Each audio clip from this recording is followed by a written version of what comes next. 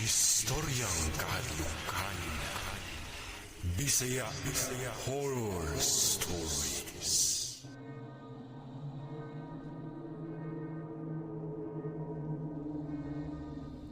Maayong adlaw sa inyo mga kaistorya.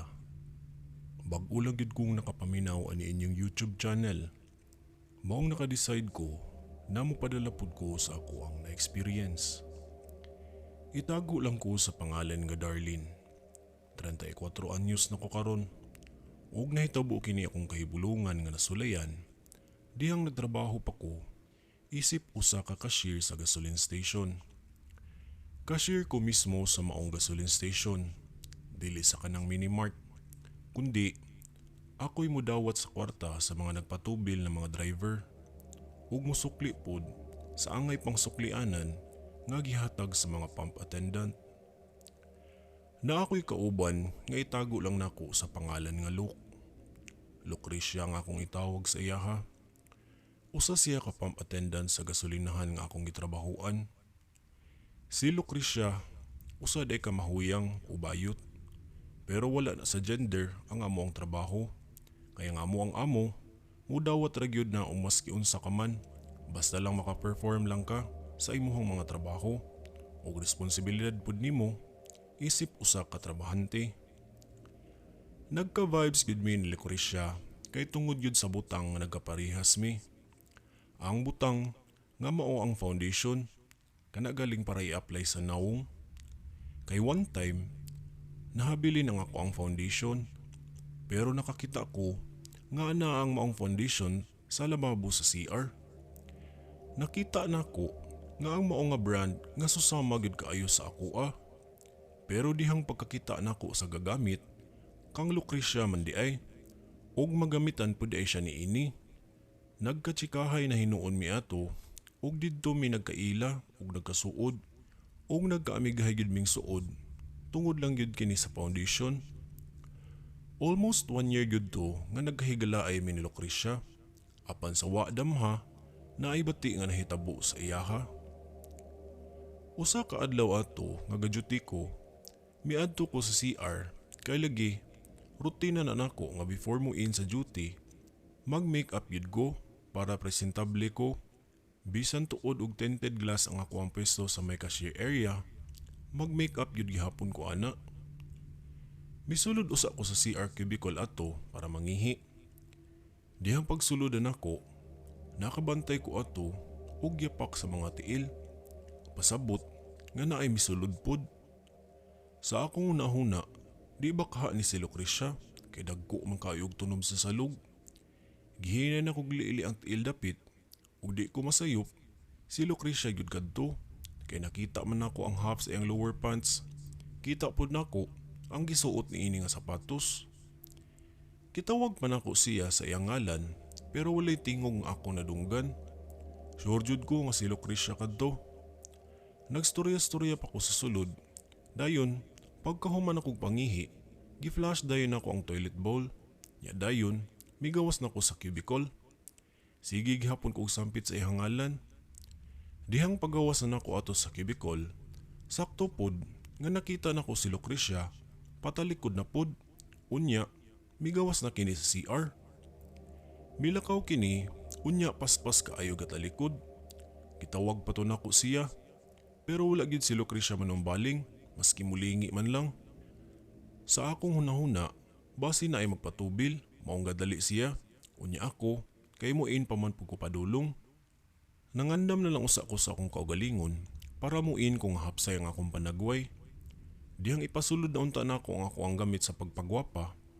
Kalit lang nga natagak ang ako ang foundation nga kadtong susama kang Lucrecia. May kalit lang kini og katagak sa salog ug maayog yung pagkabuak sa foundation nako. Nakagay gyud ang foundation, hasta ang samin ini ug nagkatag gyud kini sa salog.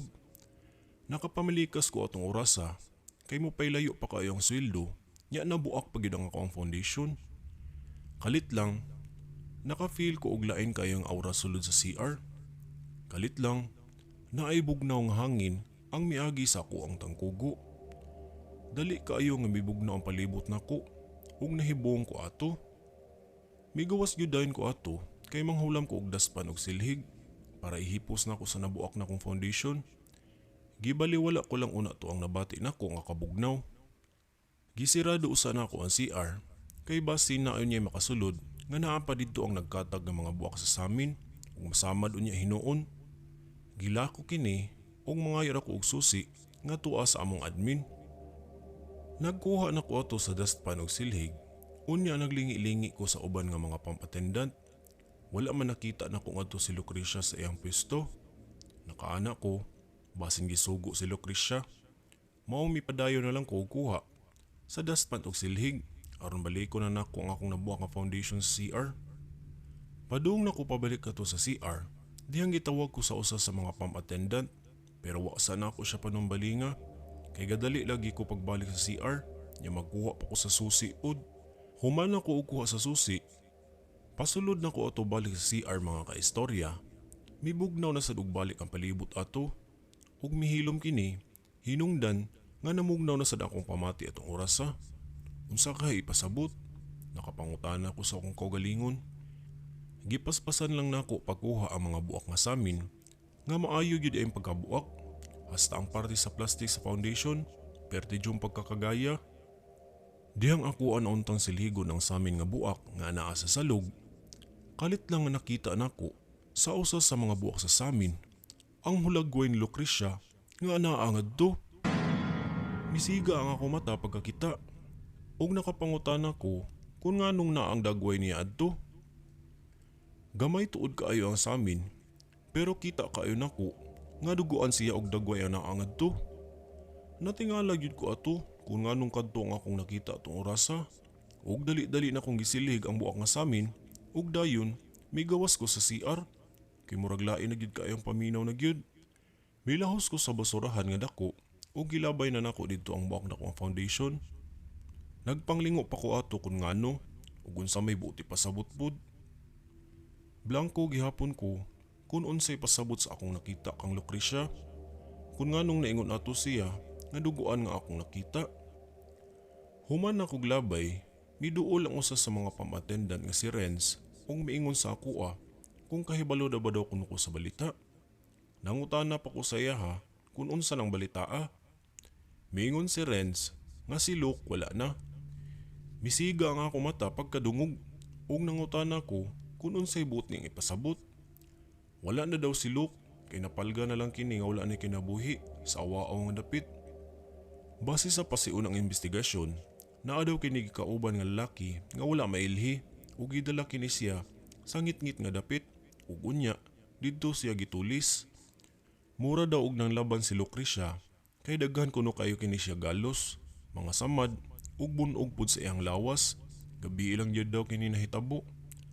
Wa jud ko nakatuo dayon sa akong nabalitaan ug galisod jud ko og tuo kay presko pa kaayo sa akong hunahuna nga ang pagkakita nako kang Lucrecia ganiha sa CR.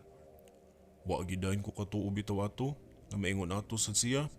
Gatuo pud ko nga basin binuang ratong istorya nilang mga pamattendant kay nadraba gyud kaayo ni silang magpasiya og istorya.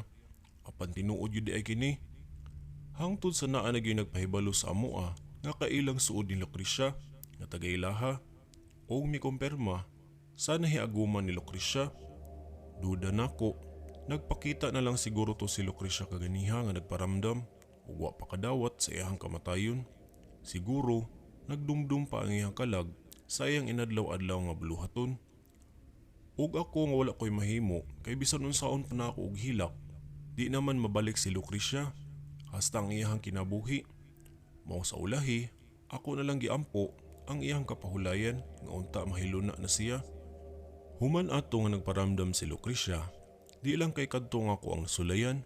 May abot sa punto nga hasta ako mamalikmata na hinuon kay naay pamattendant nga mohatag og kwarta para suklian ang naong ni Lucrecia ang ako makita sa gawas nga tinted nga glass.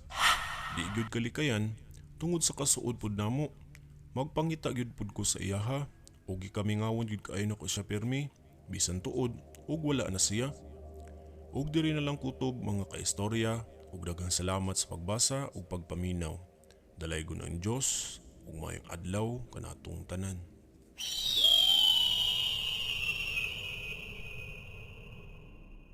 Mga kaistorya, good day, ug ako di ay si Sir K. Ug ako ang narrator likod sa istoryang kahadlukan, Bisaya Horror Stories. Nagustuhan ba ninyo ang atong storya karon? Comment down below. Ayaw kalimot sa pag-like, share, ug subscribe sa maong video. Maura to mga kaistorya, ug daghang salamat.